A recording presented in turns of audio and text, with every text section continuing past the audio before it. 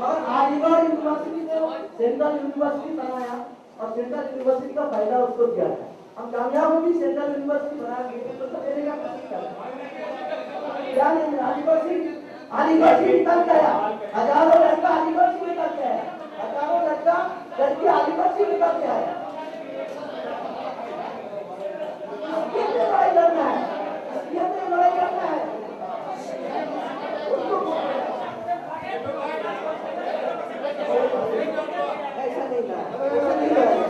ऐसा नहीं लड़ा जा सकता, ऐसा नहीं लड़ा जा सकता।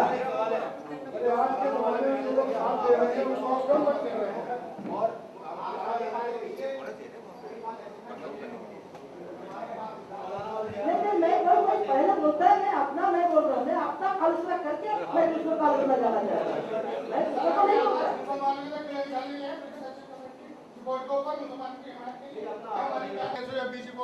कोई पार्टी हो पूरा सबसे पहले हिंदू बन जाता, सेकुलर नाम लेता हिंदू बन जाता।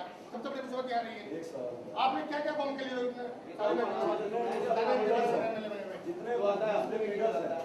जितनी पार्टियां वो सब जो दूसरे लीडर्स हैं अपने अपने समाज की बात करते हैं। हमारे मुसलमान लीडर अपने समाज की बात क्यों नहीं करते?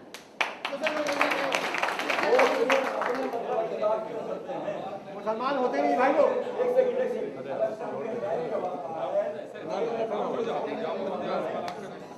इलियास आदमी साहब का कहना है कि इस पार्लियामेंट जो मौजूदा पार्लियामेंट चल रही है इसकी कार्रवाई करिए आप, उसके बाद ये सवाल कीजिएगा। उसके बाद देखिएगा बहुत कुछ वो बातें तक मैं एक बात कहना चाहूँगा, मैं दोस्तों मैं एक बात कहना चाहूँगा, हिंदुस्तान में सेक्युलर रहना मुसलमान से ये याद रखें।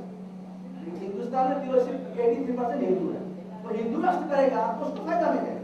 ये सेक्युलर राष्ट्र रहना हिंदुस्तान तो मुसलमान का फायदा के लिए फिर भूलना नहीं चाहिए। मुसलमान के लिए लागू होता है, सबके लिए लागू होता है, सबके लिए लागू है। तो है हमारे साथ नाइंसाफी क्यों की जाती है? इसके खिलाफ लड़ना पड़ेगा, वही तो बात मैं कहना चाहूँगा। आपकी फ्यूचर प्लानिंग क्या है इस बारे में बताइए जरा। मुसलमानों के लिए फ्यूचर प्लानिंग क्या है आपकी?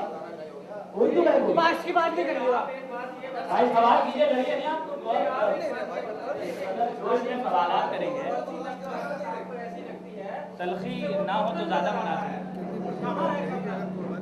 मैं कम्युनल नहीं बोला, मैं बोला हिंदुस्तान में जो रहना यही बात से मेरे बात मुझसे आपका जवाब देश को बात मैं कहना रहा हूँ, मैं देश को बात कह रहा हूँ। देश सेकुलर है ना, अपने लिए फायदा मंद है। बात अपना जवाब ले रहे हो तो सियासी पार्टियां बनाएंगे, कोई सियासी पार्टी नहीं सियासी का जगह बोला ना, बेचने का जगह नहीं। आपसे गुजारिश है कि एक तो सवाल आप सब एक साथ करते हैं, बहुत मुश्किल ये है कि एक आदमी सवाल नहीं करता है, सब एक साथ करते हैं। मेरी बहुत ही मुअद्दबाना गुजारिश है आप तमाम हाज़रीन से कि बड़ाए करम एक एक करके सवाल करें और उसके बाद इनको जवाब देने का मौका दें। डिस्कशन है, मैं बोला ये फैसला होने का जगह नहीं। ये गुजारिश है तमाम हाज़रीन से। उसे निकाल सकते कुछ डिस्कशन सबको बात में बड़े अदब के साथ जी। दिल्ली के अंदर तमाम लोग मेरी बात की तारीफ करेंगे, समर्थन देंगे। दिल्ली के अंदर तमाम घरों में बर्तन धोने वाली, पोछा लगाने वाली, कपड़ा धोने वाली औरत का जब भी तस्वुर आता है दिमाग में, कल्पना आती है, आप खुद सर्वे कीजिए तो वो बंगालन। दिल्ली के अंदर कूड़ा उठाने वाले लोग जब भी आप देखेंगे तो वो बंगाली। दिल्ली के अंदर भीख मांगने वाले लोग देखेंगे तो वो बंगाली। बंगाली मुसलमानों की इस हालत का जिम्मेदार क्या मौलवी है भारत का या बंगाल की सरकार है, नहीं जानना चाहता। बराए करम जवाब। मैं बंगाल को मैं पहले ही बताया था कि बंगाल का परिस्थिति बराए करम इसी बात पर आप इसलिए नहीं पता हूँ। बंगाल का परिस्थिति में पहले चिकित किया।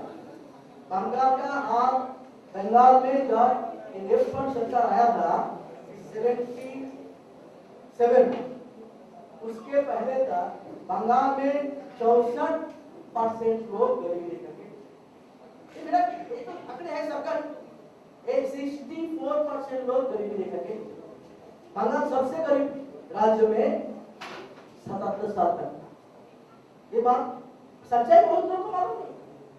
बंगाल में जैसा कुछ लोग लेखा पढ़ा में आगे था, पंडित लोग है, साहित्यिक था, मगर आम लोग में 64% लोग बंगाल का गरीबी रेखा का नीचे होते, 70%। तो इस परिस्थिति में बंगाल में सरकार जब आया तो हम सबसे ज्यादा देखा था गांव में सबसे ज्यादा लोग का जरूरत है जो भूमिहीन, सबसे ज्यादा भूमिहीन। और आपको मालूम है, ये पूरा दुनिया को भी मालूम है कि बंगाल सरकार सिर्फ भारत में जो भूमिहीनता पूरा है, जमींदार से जमीन छीन के हम जमीन बांटा, हम 29 लाख परिवार के अंदर जमीन बांटा, 29 लाख, और 29 लाख परिवार के अंदर 20-25% मुसलमान भी। आप गांव में जाएंगे तो आप देखेंगे कि मुसलमान जो भूमिहीन था, सब लोग कैसा भूमिहीन था, वो जात धर्म देखा नहीं, जिसको भूमिहीन है पंचायत के लिस्ट के आधार पर जमीन मिला है।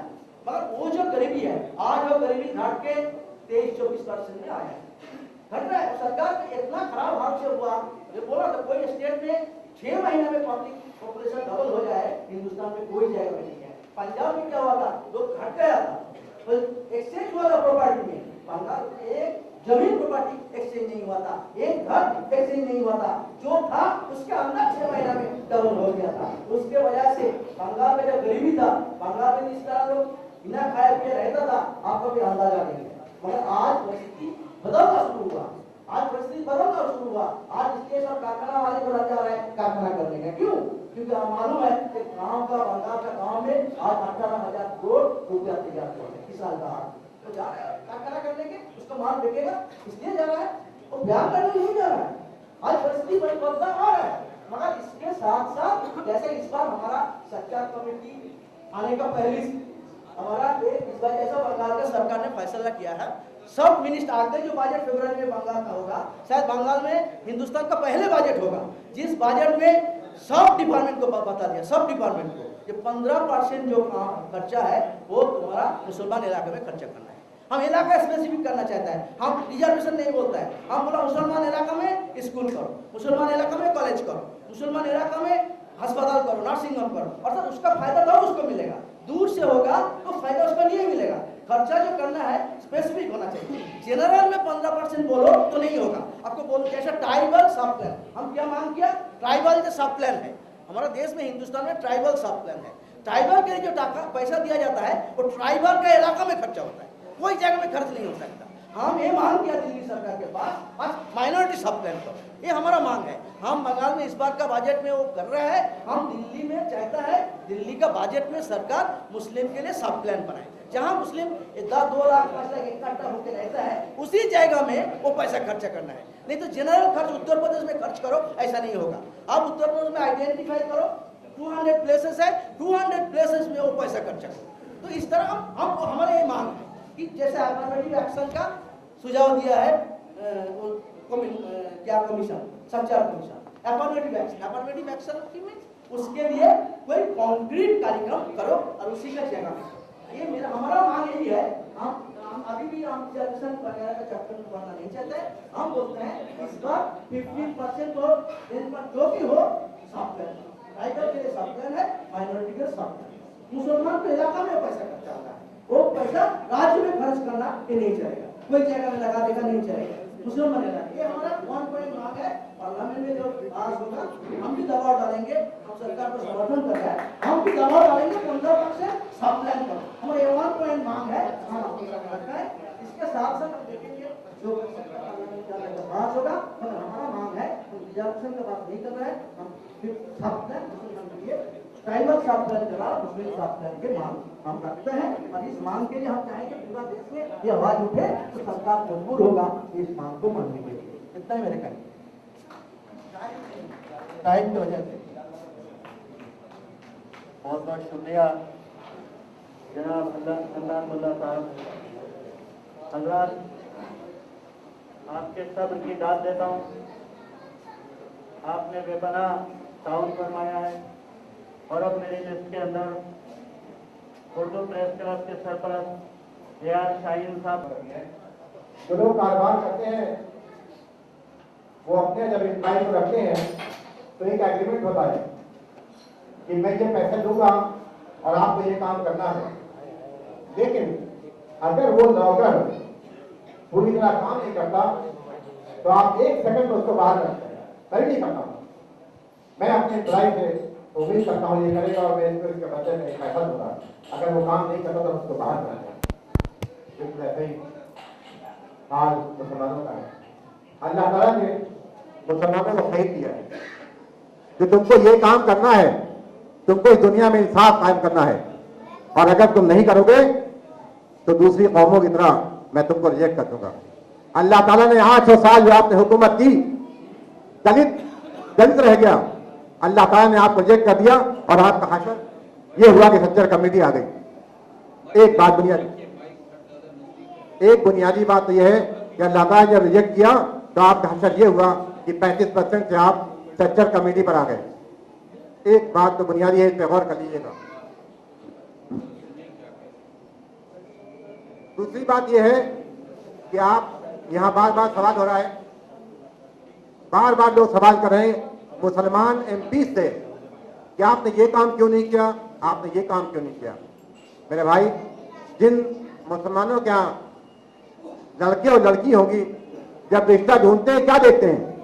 नेक, शरीफ, पढ़ा लिखा, बिजनेसमैन, कमाऊपुर, घर बार, तब आप शादी करते हैं और साल ढूंढते हैं आप, तब जाके एक लड़के के ऊपर एक लड़के को मुसल्लत करते हैं, एक लड़के के लिए एक लड़की ढूंढ के लाते हैं।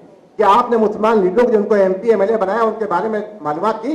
इनकी रात कहाँ गुजरती है, इनका दिन कहाँ गुजरता है, इनके दोस्त कौन है, इनकी कमाई कैसी है, हलाल है हराम? आप जब उनको लीडर बनाएंगे तो वही करेंगे जो वो करते आए हैं। एक बात तो ये, एक बात और है बुनियादी लीडरों से और बड़े पढ़े लिखे लोगों से। इस एशिया में 3 कंपटीटर हैं, जापान, चाइना और इंडिया। इन्हीं में कंपटीशन है, आइंदा भी इन्हीं में कंपटीशन होता रहेगा। लेकिन दुनिया में कभी ऐसा नहीं होता एक बाप के 2 औलाद हो, एक नालायक हो, चोर हो, बेईमान हो, और एक बेटा ईमानदार हो, शरीफ हो, पढ़ा लिखा हो। ये कभी नहीं हो सकता। उस बेईमान की वजह से, उस अनपढ़ की वजह से, उस जाहिल की वजह से वो खानदान तबाह होकर रहेगा। अगर नहीं तबाह होगा तो कम से कम ये जरूर कहा जाएगा ये उस बदमाश का भाई है, ये बड़े मियाँ उस बेईमान के बाप है, वो जो जेल में है ये उसका भाई है, ये उसकी बहन है। मेरे भाई, इस 100 करोड़ की आबादी में जब 20% इंसान मैं कह रहा हूं वो नीचे रहेगा, उसके लोग ज्यादा जेलों में रहेंगे, उसके लोग ज्यादा जुआ खेलेंगे, उसके लोग ज्यादा अनपढ़ होंगे, तो उस 80% का आप क्या समझते तरक्की कर जाएगा? वो कभी तरक्की नहीं करेगा। वो चाइना और जापान के बराबर कभी नहीं हो सकता। वो हमेशा 20% कम रहेगा। जब तक ये 20% मुसलमान बराबर नहीं जाएगा, जब बराबर के लेवल पे नहीं होंगे, तब तक ये हिंदुस्तान हमेशा चाइना, जापान से 20% ही कम रहेगा। और सिर्फ आधा मिनट में एक बात और कहूंगा, याद रखिए, दुनिया में कोई किसी के लिए कुछ नहीं करता, भीख मांगने से कभी नहीं मिलेगी। जब तक आप दूसरों को डोली में सजाते रहेंगे, दूल्हा बनाते रहेंगे, पार्लियामेंट में ले जाके बगैर मजदूरी के छोड़ते रहेंगे, आपका हशर यही होगा। आपको अगर चेंज लानी है तो आपको अपना झंडा, अपना झंडा उठाना पड़ेगा।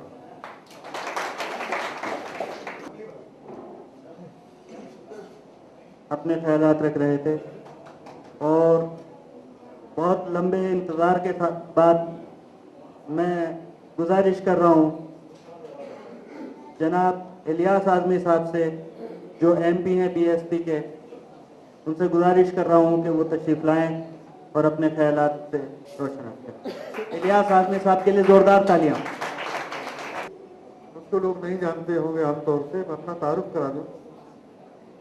मेरा नाम इलियास आज़मी है, लेकिन मैं अल्लाह से दुआ करता हूँ कि मेरी पहचान किसी पार्टी के मेंबर पार्लियामेंट की न हो, बल्कि मेरी पहचान डॉक्टर फरीदी साहब से मंसूब करके हो, जिनके साथ मैंने ज़िंदगी का बेहतरीन लम्हा और बेहतरीन वक्त जद्दोजहद में गुजारा है, और वही मेरी पहचान है। पार्लियामेंट की मेंबरी मेरी पहचान न मैं चाहता हूं कि बने और न होनी चाहिए और न है, और जो मुझको करीब से जानते हैं वो मुझको उसी हैसियत से जानते हैं। चंद लोग इसमें भी बैठे हैं। दोस्तों, ये आपने मीटिंग सच्चर कमेटी पर गौरव फौज के लिए बुलाई थी, लेकिन मुझको आकर थोड़ी सी मायूसी हुई।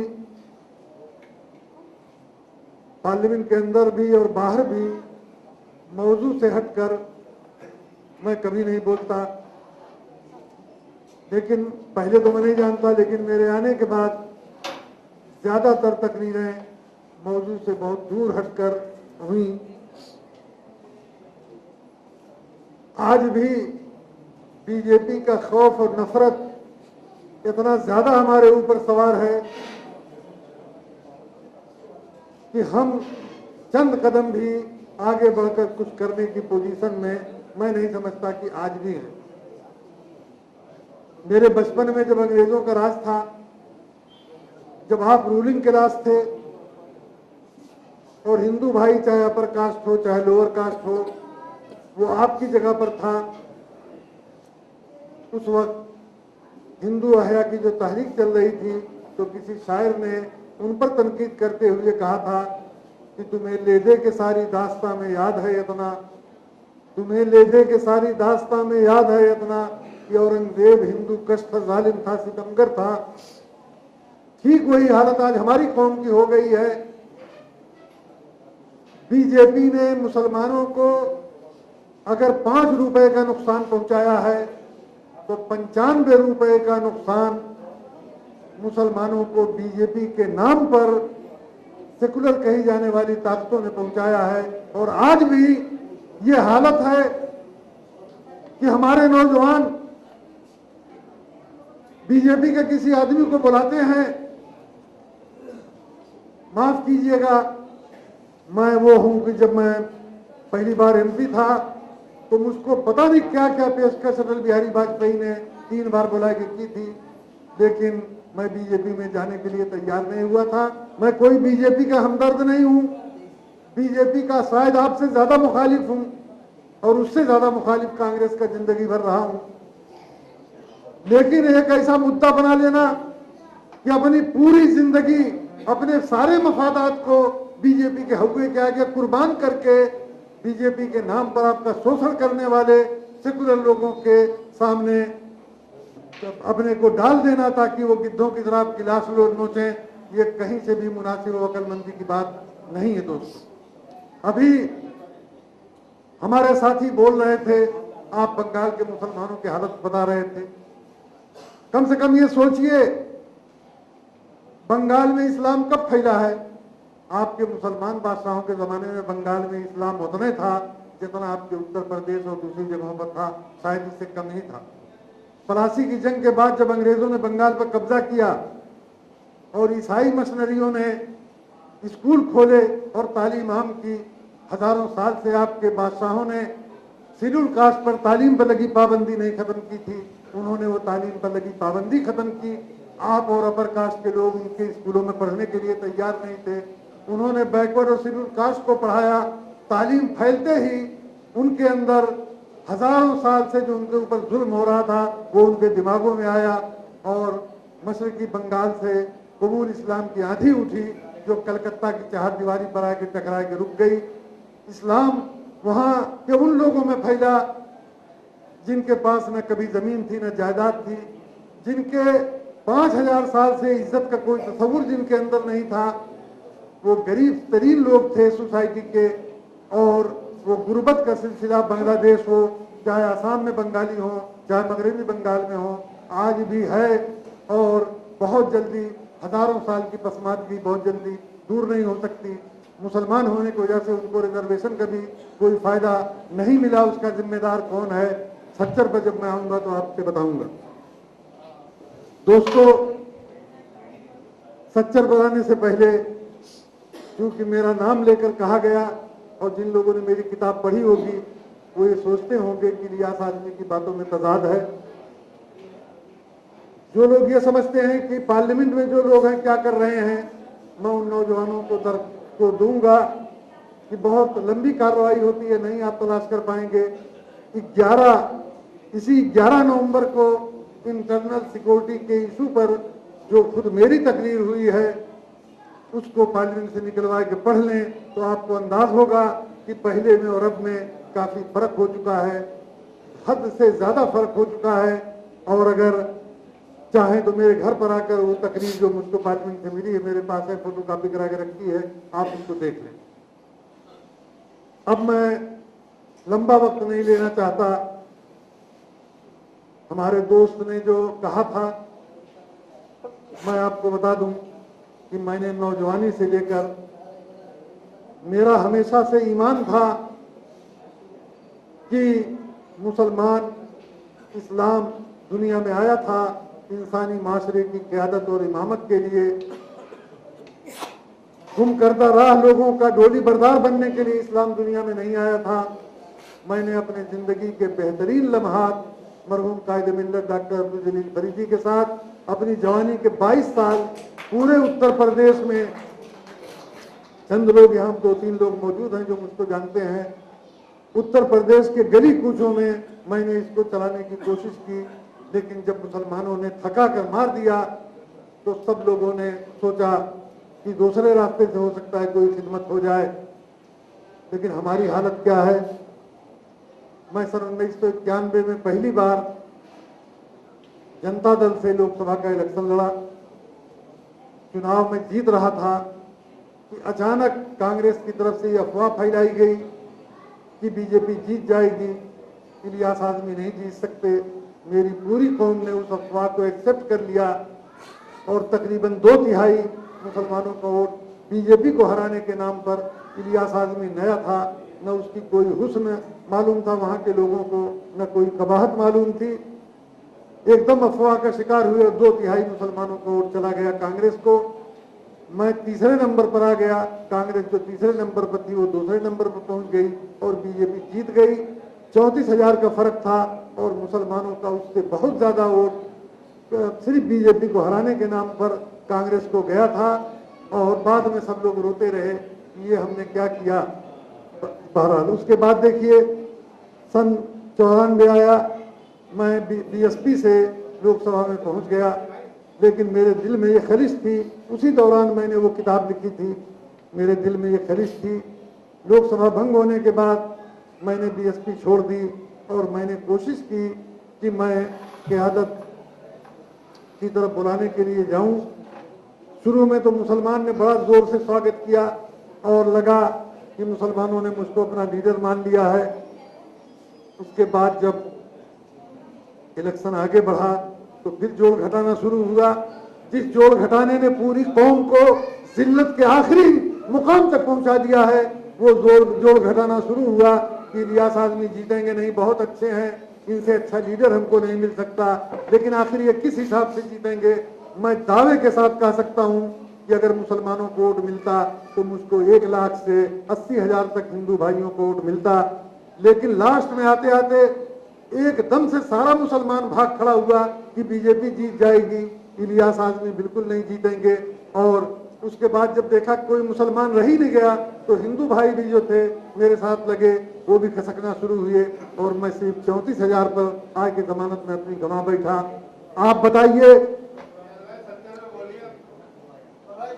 मैं आ रहा हूं सच्चर पर, तो मैं ये बता रहा हूं कि उसका जिम्मेदार आम मुसलमान है, उसका जिम्मेदार मैं मानता हूं कि उलमा और लीडरान भी जिम्मेदार हैं। लेकिन अभी बाद में जब सवाल का वक्त आएगा तब मैं कतई नहीं जवाब दूंगा। क्या कहिए मैं चला जाऊं? नहीं, जब सवाल मैं खड़ा हो जाऊंगा, सुन लीजिए, जब सवाल का वक्त आएगा मैं खुद दावत दूंगा आपको। तो अब मैं आता हूं सच्चर पर, उस पर मैं कोई लंबी चौड़ी तकरीर करने की जरूरत नहीं है। ये कहना बिल्कुल गलत है कि तारीख में पहली बार ये सच्चर कमेटी बनी है। सच्चर कमेटी एक इशू पर पहली बार है, दूसरी बार है। गोपाल सिंह कमेटी पहले थी, ये दूसरी बार है। बाकी मुसलमानों के इशू पर एक कमेटी बनी, मुसलमानों के इशू पर गोपाल सिंह कमीशन बना, मुसलमानों के इशू पर गुजराल कमेटी बनी, चाहे उर्दू जबान के लिए हो, बहुत सी बनती रही और सब की रिपोर्ट उस वक्त पेश होती रही जब कोई बहुत अहम इलेक्शन, कोई ऐसी स्टेट में इलेक्शन करीब था जहां मुसलमानों की माकूल तादाद थी, और उसके बाद उसको भुला दिया गया।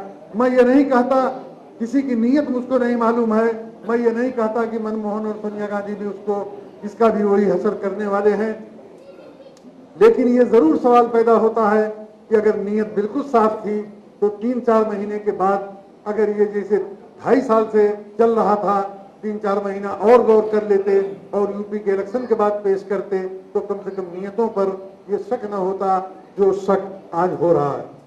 साफ बात यह है कि इसका नाम दिया गया कि प्राइम मिनिस्टर की high power committee, cabinet secretariat में इसका दफ्तर रखा गया, जो पावर का सर चश्मा है, हिंदुस्तान की ताकत का सर चश्मा है। लेकिन प्रणब मुखर्जी प्रधानमंत्री के आगे डंडा लेके खड़ा हो गया और प्रधानमंत्री दुम दबाए के भाग गए और फौज के बारे में कोई वो नहीं हुआ। उसी पार्टी का रक्षा मंत्री डंडा लेके खड़ा हो गया कि फौज में हम गिनती नहीं होने देंगे। कौन सा पहाड़ टूट जा पड़ता अगर लोगों को मालूम हो जाता।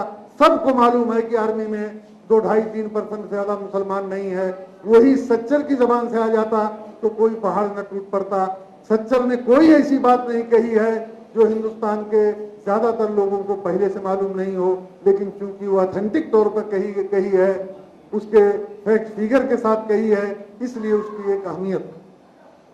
दोस्तों, असल सवाल किसी कमेटी का नहीं, असल सवाल नीयत का है। अगर वाकई मनमोहन सिंह और सोनिया गांधी की नीयत मुसलमानों के बारे में सही है तो मैं पूरे एतमाद के साथ कह सकता हूं कि किसी सच्चर की और किसी कमीशन की और किसी उसकी कोई जरूरत नहीं थी। मैं सवाल करता हूं आपके वसातत से, मनमोहन सिंह और सोनिया गांधी से, मैं सवाल करता हूं पार्लियामेंट के सारे मेंबरान से कि जब आजादी हुई, अंग्रेज गया, उस वक्त ब्राह्मण तबका सरकारी नौकरियों में 4% था। अंग्रेज के जमाने में भी यूनियन पब्लिक सर्विस कमीशन था। अंग्रेज के जमाने में भी कंपटीशन पर, अंग्रेज के जमाने में भी कंपटीशन पर नौकरियां मिलती थी। 4% ब्राह्मण था। नेहरू की नीयत अपनी बिरादरी ब्राह्मण के लिए सही हुई।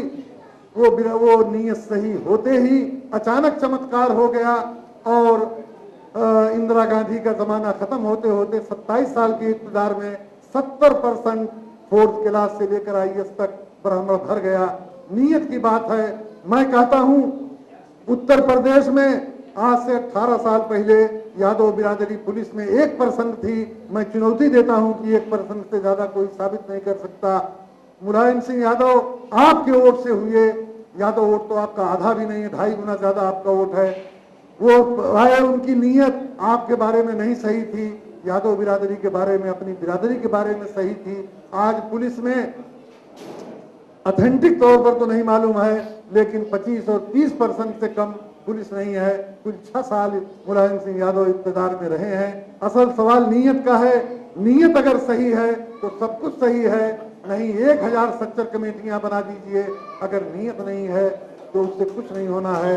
दोस्तों, मैं एक बात कहूंगा, पहले मैं बहुत सफाई के साथ कह दूं कि न मैं बैकवर्ड कम्युनिटी से ताल्लुक रखता हूं और न दलित कम्युनिटी से ताल्लुक रखता हूं, बल्कि हिंदुस्तान के उस आजमगढ़ जिले से ताल्लुक रखता हूं जहां की रौतारा बिरादरी माशी तौर पर भी, तालीमी तौर पर भी हिंदुस्तानी मुसलमानों में अगड़ी हुई मानी जाती है।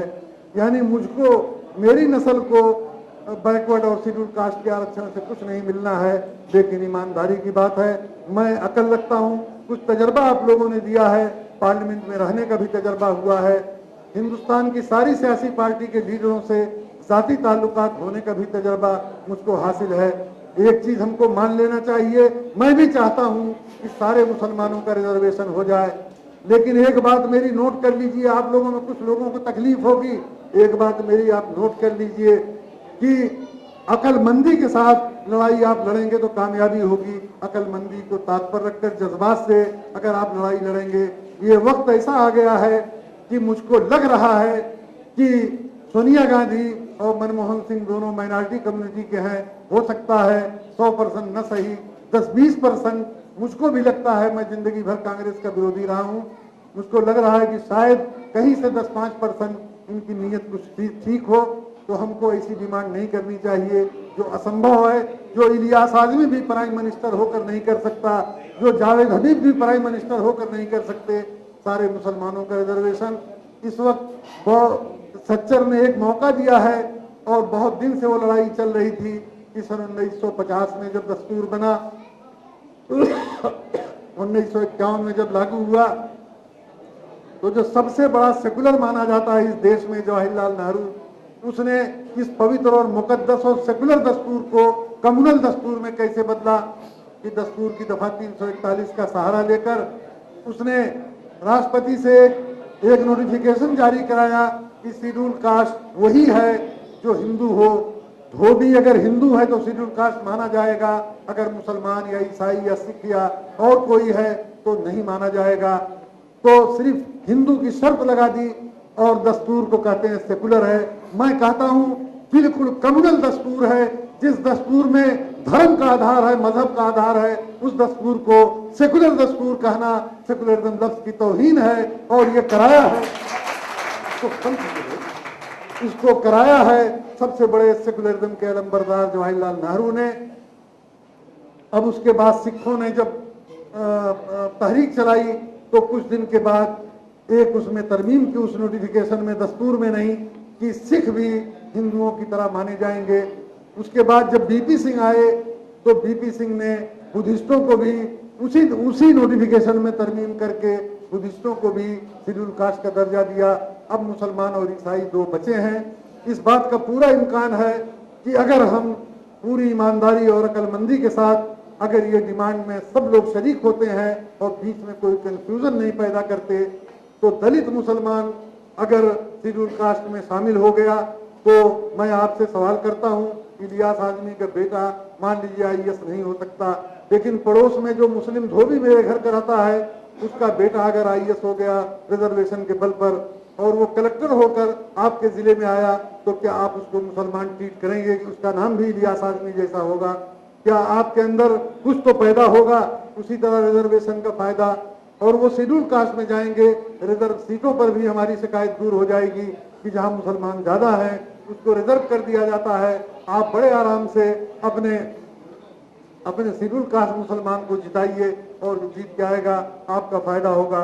उसी तरह हमारी डिमांड होनी चाहिए कि बैकवर्ड में मजहब की शर्त नहीं है। बैकवर्ड के रिजर्वेशन में मंडल ही ने, विद्याश्री प्रसाद मंडल ही ने, मैं बता दूं कि वो भी डॉक्टर फरीदी साहब के एक करीबी साथी और करीबी मददगार रहे हैं जिनका कमीशन था।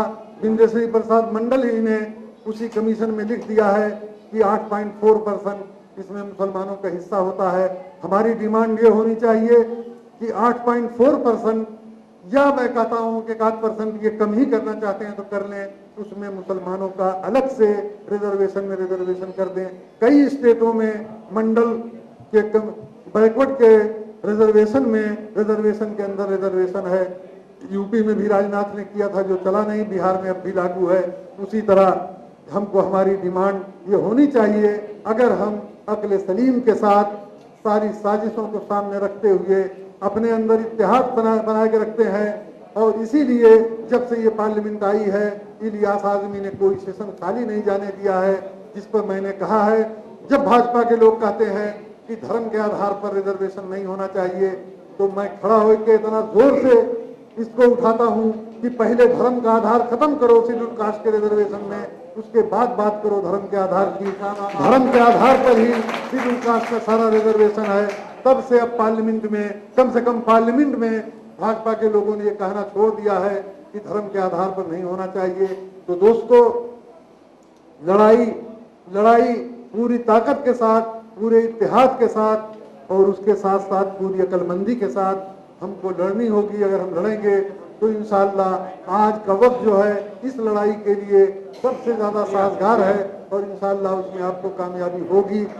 इन अल्फाज के साथ मैं चाहता हूं मेरे भाई जो सवाल करना चाहते तो करें। एक आदमी करें, उनसे चेयर से पूछ के एक आदमी।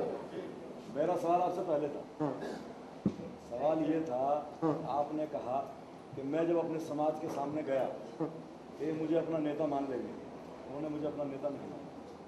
और एक साहब ने जो बैठे हैं सर, उन्होंने कहा अपनी पार्टी, अपना झंडा, अपना नेता मान के चलिए, तभी हम कुछ कर सकते। उसी से जुड़ा हुआ मेरा सवाल ये है कि हिंदुस्तान में, पूरे हिंदुस्तान के अंदर कितनी पार्टियां बनाएंगे मुसलमान जिनको क़यादत करनी पड़ेगी? क्या एक झंडे के नीचे सब लोग नहीं चल सकते? वो झंडा बने तो अच्छा मैं सुन लीजिए, मेरा शब्द सुन लीजिए। हो गया ना, मैं जवाब दे रहा हूँ, बस एक मिनट। सवाल पूछा, जवाब एक लफ्ज में मैं जवाब देता हूँ। मैं एक राष्ट्रीय पार्टी का मेंबर पार्लियामेंट हूँ। जिस दिन ऐसा हो गया कि सब लोगों ने मिलकर एक क़यादत एक झंडा कर लिया, तो मैं अपनी 22 साल की जवानी जो मैंने खत्म की है उसको जाया नहीं जाने दूंगा। पार्लियामेंट की मेंबरी पर लात मार के मैं उसके साथ हो जाऊंगा। लेकिन आज की हालत यह है कि हर गली में एक ऑल इंडिया पार्टी बन रही है, बल्कि अब तो इंटरनेशनल भी बनने लगी है। जैसा कि आपने फरमाया कि मुसलमानों का 5% नुकसान तो भारतीय जनता पार्टी ने किया है और 95% नुकसान सेकुलर पार्टी ने किया है। मैं ये जानना चाहता हूँ कि मुसलमानों का 95% नुकसान करने वाली सेकुलर पार्टीज में बहुजन समाज पार्टी को भी आप एक पार्टी मानते हैं? एक बात। दूसरी बात, जब आप जनता दल से निकट से आप जब चुनाव लड़ रहे थे, जैसा आपने बताया, क्या 95% मुसलमानों का नुकसान करने वाली पार्टी उस वक्त भी आप उसे मानते थे या ये इंकशाफ अचानक हुआ?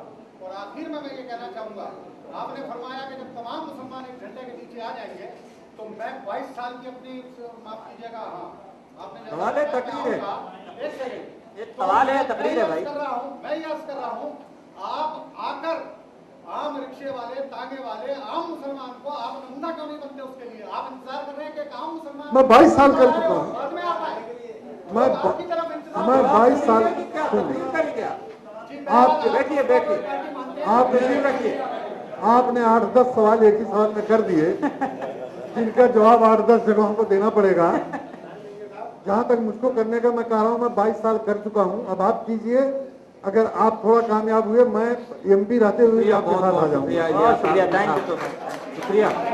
अब छोड़ दीजिए, आपके साथ छोड़ दीजिए आप। और कोई, बस एक मिनट छोड़िए आप। अब ये सवालों का सिलसिला चलता रहेगा। अरे छोड़ो यार, आप सवाल, बहुत सारे सवाल।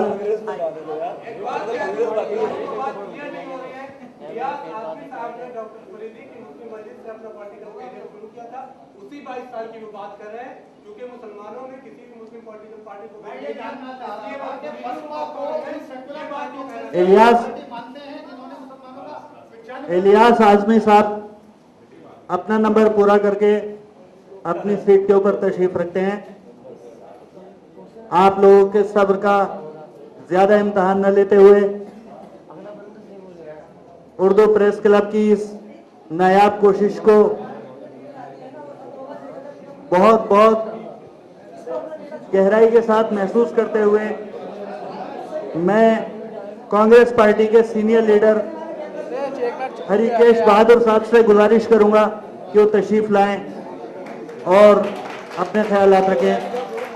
हरिकेश बहादुर साहब। एक गुजारिश है, चेयरमैन उर्दू प्रेस क्लब जनाब शाहीन साहब ये फरमा रहे हैं कि जो लोग भी सवाल पूछने वाले हैं वो सब अपना एड्रेस लिख के जरूर जाएं, उनको खास दावत दी जाएगी।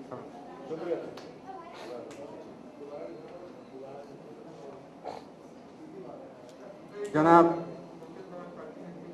शाहीन साहब, जनाब जावेद हबीब साहब, हमारे बड़े भाई इलियास आजमी साहब, भाई मोहम्मद हसनैन साहब और हमारे छोटे भाई फैज साहब, यहाँ मौजूद सभी हमारे बुजुर्गों, भाइयों, ऐसी चोट है जिसके दर्द की वजह से बातों में कड़वाहट। बहुत सारी समस्याओं के बारे में मैं अपने बारे में भी बता दूं आपको कि मुझे बहुत ज्यादा जानकारी तो नहीं। हेमवती नंदन बहुगुणा जी का नाम आप में से बहुत सारे लोग जानते होंगे, उनके साथ मैंने काम भी किया। तो उनकी जहनियत को समझने और अपने देश के माइनॉरिटी की समस्याओं को समझने की मुझे काफी, और मैंने समझा और बहुगुणा जी को काम करते हुए भी देखा। वो अक्सर बहुत सारे ऐसे कदम उठाते थे जिससे समाज के सभी वर्गों को, और खासतौर से जो वर्ग कहीं से पिछड़े हुए थे या दबे हुए थे, उन सबको कुछ न कुछ लाभ मिलता था। वैसे ज्यादा दिन तक वो मुख्यमंत्री नहीं थे, लेकिन 2 साल तक थे, और वो 2 साल का समय मैं समझता हूँ कि उन्होंने ऐसे लोगों की हिफाजत के लिए, उनकी बखूबी के लिए लगाया का ध्यान था, और उन्होंने काम भी किया। मैं अपने बड़े भाई लिया ताजी साहब से बड़े अदब से कार्य करता हूँ। वो बहुत गुस्से में जवाहरलाल नेहरू से लेकर बीच में उन्होंने पता नहीं कैसे इंदिरा जी को छोड़ दिया, नहीं वो मनमोहन सिंह जी और सोनिया जी के बारे में तो बहुत सारी बातें कई बार बोल रहे थे। तो उन्होंने ये कहा कि 95% गड़बड़ियों के लिए जिम्मेदार बाकी दूसरी पार्टियां हैं। तो उसमें निश्चित तौर पर वो अपने बारे में भी कह रहे थे, अपनी पार्टी के भी बारे में कह रहे थे। अब सवाल ये है कि उन तमाम पुरानी बातों को उठाने की जरूरत नहीं है। अभी मैं हसनैन साहब से ये बात कह रहा था कि जब शुरुआती दौर में जातीय आधार पर कोई बात करने का सवाल खड़ा हुआ, खासतौर पर जवाहरलाल नेहरू के समय में, तो उस समय हमारे ही देश के उन वर्गों में जहाँ पर कि जातीय विभाजन धार्मिक आधार पर नहीं किया जाता है, उन लोगों ने ही इस बात का विरोध किया था कि हमारे वर्ग में इस तरह की बात नहीं होती। लेकिन बाद में जब मंडल कमीशन बना 77 में, तो मंडल कमीशन ने जो उससे बैकवर्ड क्लासिफिकेशन करते हैं, उसने देश की सभी जमातों से लोगों को छांटा और छांट करके उन्हें बैकवर्ड के नाम पर इकट्ठा किया और बताया कि देश में 52% लोग बैकवर्ड हैं। तो वास्तविकता ये है कि जो सामाजिक रूप से पिछड़े हुए लोग थे या शैक्षणिक रूप से मैंने शिक्षा के तालीम के मामले में जो पिछड़े हुए लोग थे, उनको इकट्ठा करके उन्होंने बात बताई। और जब से वो सवाल खड़ा हुआ तब से इस तरह की बातें सामने आई हैं, जो कि निश्चित रूप से पहले अगर कोई विरोध न हुआ होता तो मैं समझता हूँ उस समय से ही इसको लागू वर्गों के लिए, यानी चाहे वो किसी भी जाति धर्म के हों, उनको बढ़ाने के लिए, उनको ऊपर उठाने के लिए, उनके जीवन में तरक्की खुशहाली लाने के लिए समय समय पर कानून बनाना पड़ेगा या बनाना चाहिए। इस तरह के निर्देश उसमें दिए गए। अब सवाल यह है कि उन निर्देशों का पालन हम कितनी सच्चाई से, कितनी ईमानदारी से करते हैं, या यह भी एक बात है कि खाली सच्चाई और ईमानदारी काम नहीं करते, समझदारी की भी जरूरत पड़ती है। ईमानदारी के साथ समझदारी दोनों की जरूरत पड़ती है। और जब नीयत ठीक हो और समझदारी और ईमानदारी साथ साथ काम, उसमें कई ऐसे बड़े बड़े लीडर थे जो कि हमारी अकलियत वर्ग के से जुड़े हुए थे और उन्होंने देश के सारे वर्गों के लिए काम किया। ऐसा नहीं है कि उन्होंने काम नहीं किया, लेकिन देश की आज तमाम वर्गों में आप जाइए तो हर जगह यह आवाज आती है कि हमारे लिए कोई काम नहीं। ऐसा ईमानदारी की बात यह है, ऐसा नहीं हुआ। जितना होना चाहिए उतना नहीं हुआ, ये बात नहीं, ये हम भी कर सकते हैं। और क्योंकि ये कमी आने वाले समय में भी कभी पूरी नहीं होगी, चाहे जितना कुछ आप करते रहेंगे, हमेशा कमी रहेगी और आने वाली पीढ़ियों को उस कमी को सुधारने का काम करना पड़ेगा। अगर आप उसे नहीं सुधारेंगे तो आप अपने कर्तव्य का पालन नहीं करते होंगे और आप लोग कहेंगे कि आपको कुछ नहीं। लेकिन कमियों को देख करके अपने सारे पूर्वजों को, जो हमारे पहले सारे लोग काम कर चुके हैं 50 साल पहले से, उन सबके ऊपर एकदम लांछन लगाना मैं समझता हूँ कि बहुत वाजिब नहीं है। उसमें बहुत गुस्से में रहने की जरूरत नहीं है। सवाल आज ये है कि जो बातें सचेत कमेटी ने उठाई है उसको लेकर क्या करना है, उस पर क्या सुझाव आ रहे हैं और उसको कैसे करना है। बात ये सही है, जब तक हमारे समाज के इन तमाम वर्गों में शिक्षा नहीं होगी, विकास नहीं होगा। और आज दुनिया बहुत तेजी के साथ बदल रही है। दुनिया से अलग करके हम अपने को नहीं चला सकते। चाहे कोई भी वर्ग का व्यक्ति हो, आज बदलती हुई दुनिया के साथ उसको जोड़ करके चलना पड़ेगा और तालीम अपनी बढ़ानी पड़ेगी।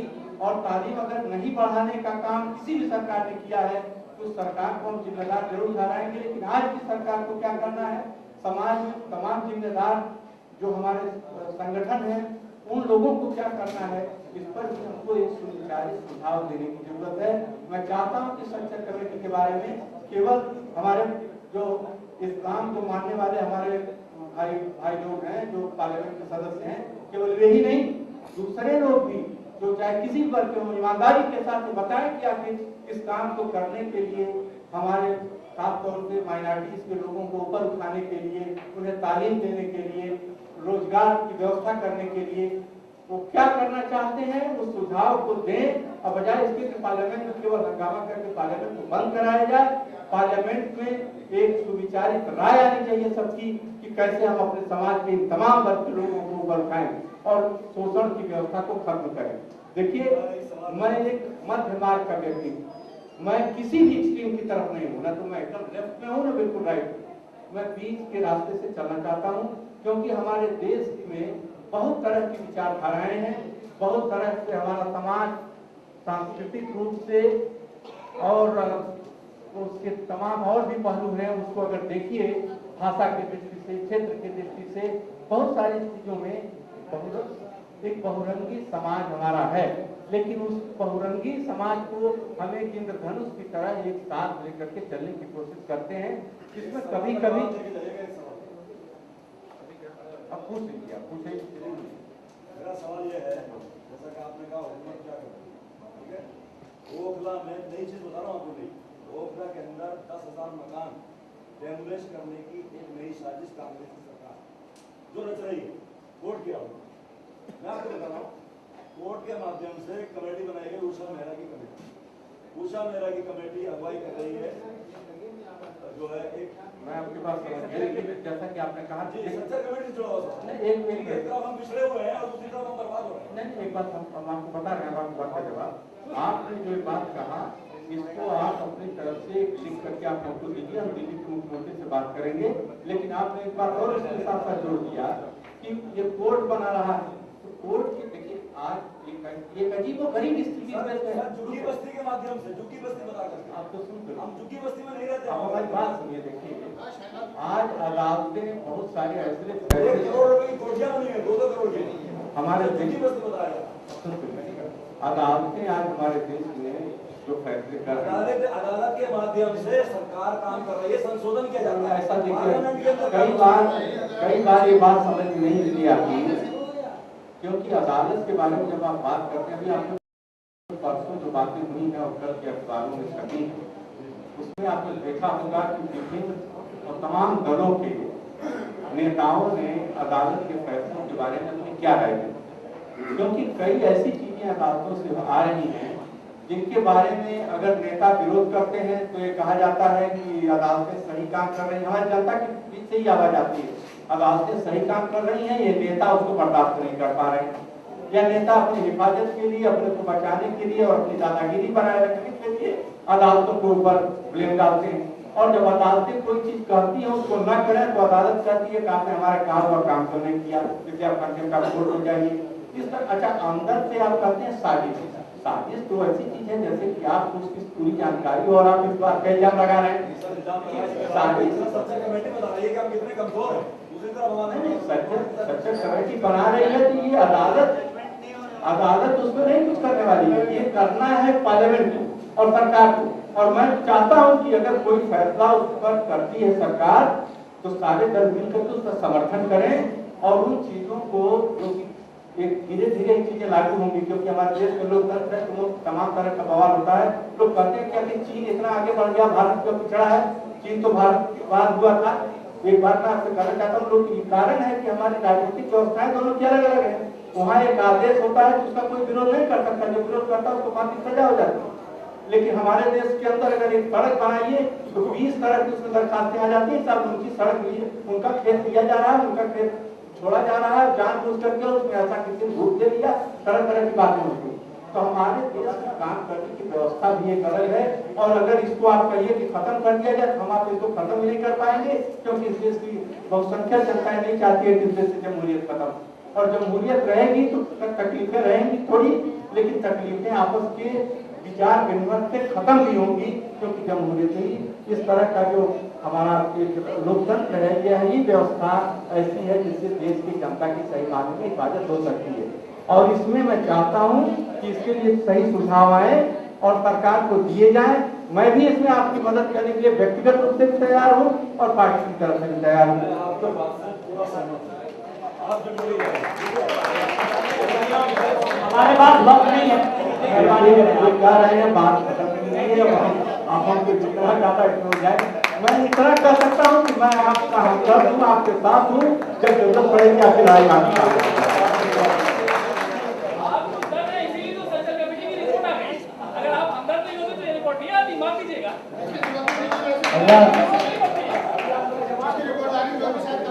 आप तमाम लोगों की बेदारी, आप तमाम लोगों के बहुत उम्दा सवालात, आपकी संजीदा समाज, मैं शुक्रगुजार हूँ आप तमाम लोगों का, और आपकी तरफ से और अपनी तरफ से उर्दू प्रेस क्लब का शुक्रगुजार हूँ, जनाब तारिक फैजी साहब का शुक्रगुजार हूँ, सैयद अदीब साहब का शुक्रगुजार हूँ, रेहान साहब का, आसिफ साहब का शुक्रगुजार हूँ, जिन्होंने इतने उम्दा प्रोग्राम को मुनक़िद किया। हज़रात, आपके सामने उर्दू प्रेस क्लब के सरपरस्त जनाब अब्दुल रशीद साहब शाहीन साहब तशरीफ लाएंगे। आप MP हैं और उर्दू प्रेस क्लब के सरपरस्त हैं। इनके लिए 2 मिसरों के साथ मैं इन्हें दावत दे रहा हूँ कि तुम इधर आओ, उजाले ही मिलेंगे तुमको, एक दिया हमने मोहब्बत का जला रखा है। जनाब शाहीन साहब।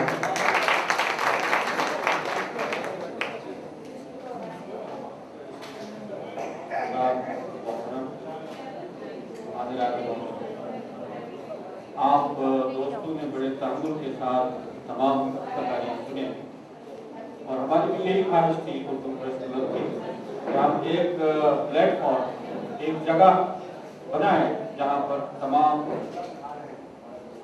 ख्यालात के साथ वाबस्ता लोग, जो स्कूल ऑफ थॉट्स है उसके लोग आके अपने ख्यालात का इज़हार करें, और जो ऑडियंस में काबिल एहतराम हज़रात जो वाक़फ़ियत रखते हैं हालात से, वो भी अपने इज़हार करें सवाल के ज़रिए, ताकि एक राह बन सके कि हमें किस तरफ चलना है और हमारे मसाइल जो है वो कैसे हल हों। मैं इस वक्त कोई लंबी तकरीर नहीं करूँगा, क्योंकि आप लोग बहुत देर से बैठे हैं और हमने भी इतनी तकारीर सुनी है कि आप कंप्यूटराइज करना पड़ेगा जाके कि क्या है क्या नहीं है। मुझे भी बहुत इल्म मिला है इस मजलिस में बैठने से, क्योंकि मुझे इस बात का इतराफ़ है कश्मीर के साथ वाबस्ता होने की वजह से हम अलग मुश्किलों में पड़े हुए हैं एक ज़माने से, तो जो मेन स्ट्रीम की प्रॉब्लम्स हैं उससे ज़्यादा वाक़फ़ियत नहीं। तो मैंने अपने दोस्तों से, जब मैं पार्लियामेंट में आया था और ये मुझे मिलने आए थे, तो मैंने उनसे बात की थी कि एक थिंक टैंक की ज़रूरत है जिसमें मुख्तलिफ शोबाए ज़िंदगी के साथ वाबस्ता लोग आके बैठे और मसाइल को एनालाइज करें और उसका हल ढूंढें। और हल जब हमारे पास होगा, इस तरह डॉक्टर के पास डायग्नोसिस होगा तभी तो इलाज हो सकता है। जब तक हमारे पास वो सारे मसाइल सामने ना आए कि हमें क्या करना चाहिए, हम शायद पुरजोर अमल जो है वो नहीं कर पाए। मुझे खुशी इस बात की है कि तारिक फैजी जो है मेरा मुआविन है, इसमें सेक्रेटरी है, और इसकी बेकरार रूह जो है वो तड़पती रहती है और कुछ न कुछ करता रहता है ये शख्स। मुझे बड़ी खुशी है इस बात की कि आप लोगों को तकलीफ दी और आप तशरीफ लाए और आराम से बैठे, बहुत सारी बातें हुई, मुझे भी कुछ इल्म हुआ और आप लोगों को भी शायद हुआ होगा, कभी हुआ होगा, क्योंकि आपके मिजाज में और आपके शऊर में बहुत सारा तलाक है, बड़े सवालात हैं, बहुत गुस्सा है, इसलिए बहुत कम चीज़ें जो है वो शायद दिमाग के अंदर मैं माफ़ी चाहता हूँ, मैं कोई इल्ज़ाम नहीं लगा रहा हूँ, लेकिन जब तलाक़ुम हो मिजाज में तो उस वक्त सोच जो है वो ज़रा कमज़ोर पड़ती है। लेकिन मैं ये दरख्वास्त ज़रूर करूँगा, जो उपलब्धि है, जो माहसल है आज की मजलिस का, वो ये है कि कुछ बेकरार लोग जिनके पास इल्म है, जिनके पास हमदर्दी है कौम की और जो कुछ करना चाहते हैं, वो बार बार सवाल के लिए खड़े होते रहे। मैंने फैजी साहब को कहा है कि आप हजरात बमेहरबानी अपने एड्रेस दें और जहां पर आपको लोकेट किया जा सके। मैं आपको छोड़ने वाला नहीं हूं। आप लोगों को बैठना है, आप लोगों को मसाइल का हल ढूंढना है, आप लोगों को एक राह बनानी है। एक सबसे बड़ी बात तो है इस मुल्क में मुसलमान के लिए बदकिस्मती से आज से 57 साल पहले 58 साल पहले एक जलजला आया और उस जलजले से बिखर गया हिंदुस्तान का मुसलमान। मुल्क की तकसीम नहीं हुई, हिंदुस्तान के मुसलमान की तकसीम हुई। और हिंदुस्तान के मुसलमान की तकसीम जब हुई, जो इसका स्ट्रक्चर था, जो क्रक्स था, जो लीडरशिप थी, वो इधर के उधर बिखर गए और जो लोग यहाँ रह गए वो इतने कमजोर और बेहोश पड़े रहे कि बहुत देर तक उनका होश नहीं था। लेकिन मैं आप लोगों को वार्न करना चाहता हूं, एक कंकशन होता है, एक समाज में एक कश्मकश होती है। यहाँ जो